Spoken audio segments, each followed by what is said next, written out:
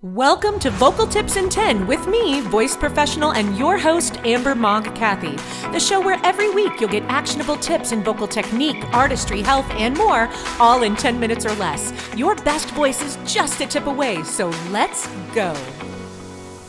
If you are listening to this right now, I'm going to guess you're a singer of some kind. And if you are a singer of some kind, then you have certainly heard the term mixed voice, and you have probably been working on it a lot in one way or another. Mixed voice is that being able to sing over the vocal break without a change in tonal quality, without it feeling funky, without it sounding funky, being able to take power higher, agility lower, feeling and sounding like you have one connected voice. And there's a lot of misinformation out there about mixed voice. And I also just find there's a lot of different terminology that is used. But what I want to tackle today are the mixed voice myths, that the misinformation that's out there that can cause extra difficulty and confusion for us. This is my third myth busting episode, and it's my final, at least for a while.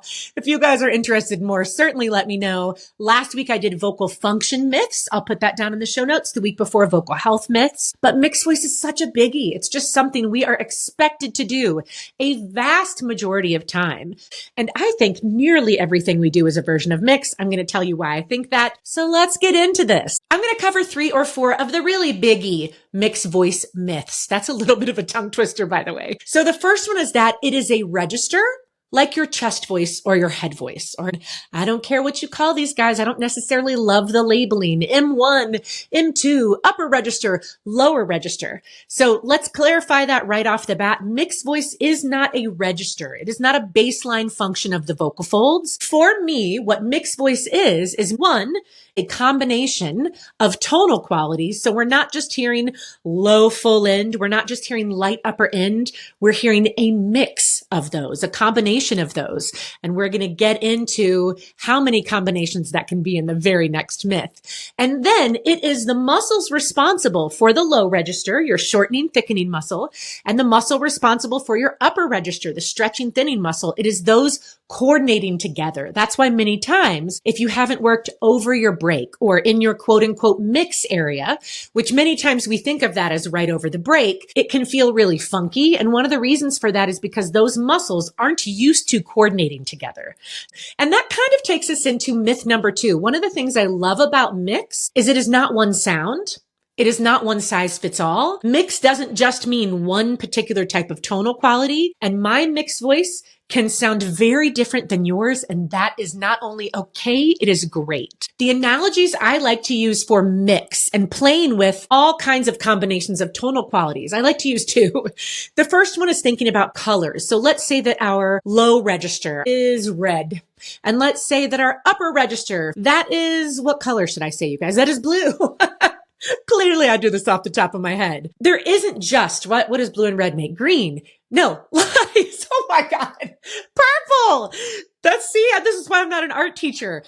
It's not just one shade of purple. There can be everything to deep, dark purple to really pale lavender. There's so many different shades. That's how I feel about it vocally. You can have a really light, head dominant mixed voice to a really belty chest dominant mixed voice. And you can have 50 variations in between. The voice can be so nuanced, which is one of the many things I love about it. The other analogy I love for mix is cooking. So think of chest voice as flour, head voice as sugar. It all depends on your taste. Maybe you don't like very sweet, right? You're not going to put much sugar in it. Maybe you like the most sugary treat ever. Just dump a bunch in there.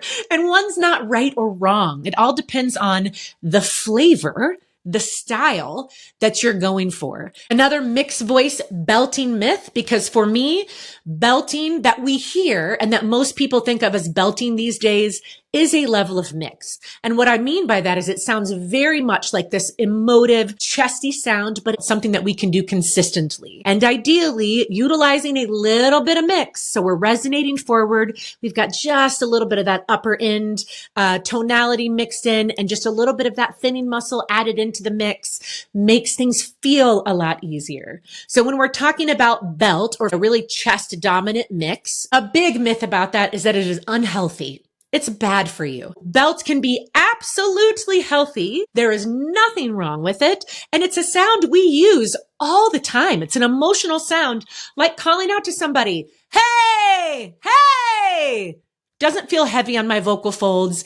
It's this big emotive calling out sound tied to sounds we already know how to make. It is totally healthy work. It is what I call heavy work. Heavy work isn't bad. Heavy work is just heavy work. It takes more energy. It takes a little more athletic endeavor, which means that to balance that out with not quite as heavy work is always a smart thing to do. Whether that's you have some nuance in the song, which I sure prefer. I don't love to hear somebody belt the entire thing. It gets boring really quickly, right? That's like high emotion calling out the entire time. It's not as impressive. So whether it is you have more nuance in your songs, which is likely going to be the case, or you do a really purposeful warm-up cool down that balances out a lot of that belting, there's nothing wrong with it. It's a fantastic tool. But I do want to point out, and I'll make this the final myth, the myth that you have to belt. And if you don't belt, you aren't a great singer. You're lesser of a singer. And I find that to be so hugely false. Do I love a great belting sound? Absolutely. Do I love some singers who don't belt ever? Absolutely. Belt is a color. It is a tool in your toolbox. It is not the only tool. It is not the best tool. It is not the most important tool. And it really, again, depends on the singer. Certain voices really lend themselves to a pretty great belt. And everybody can learn to belt. I believe we can all tap into those natural calling out emotive sounds. But not every singer's voice or the style that they choose to sing or the songs that they choose to do really lends themselves to belt. You don't hear Billie Eilish doing a lot of hardcore belting. I don't think she suffered because of that. She's not lacking because she's not belting. Belting is a great tool, and I want any singer that I work with to be able to access the wide variety of sounds and tonal colors and qualities and styles that they want to be able to access. But do you have to be able to do it? Absolutely not. It is a tool. It is not the tool. Like I said, for me, belting is a type of mixed voice. Most belting today, I think, just because it's more sustainable and you can get the same great sound for just less work. Mixed voice is a really important tool, especially in contemporary commercial music styles, meaning everything from, musical theater, of course, but pop, rock, country, folk, soul, R&B, funk, jazz. We are mixing, I think, the vast majority of time. And I will just say what mix means to me personally as a singer and as a voice professional is not just singing over the break. Mixed voice to me means having access to your entire range and all the tonal qualities and styles that you want all the time. It is having access to one connected voice, which is what we have. We have one voice. If you want to get stronger mixed voice skills, you really want to erase your vocal breaks and cracks, wouldn't you know I have a course called Erase Your Break. I love that thing so much. And all that course is about 10 weeks with 50 videos, 40 downloadable audio exercises, supplemental PDFs. I love it so much. I very much believe in all the technique that's behind it. There's also a new section that is coming in time for the holidays, all really diving deeper into belting, more of that belting mixed voice quality. I'll put a link to it in the show notes so you can check it out. Also, if you are a Vocal Pro member, you get automatic access to Erase Your Break.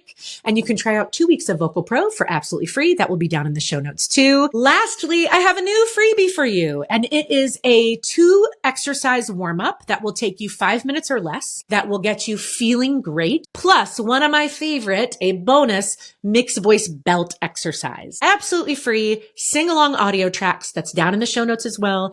Thank you for listening like always, and see you in the next episode.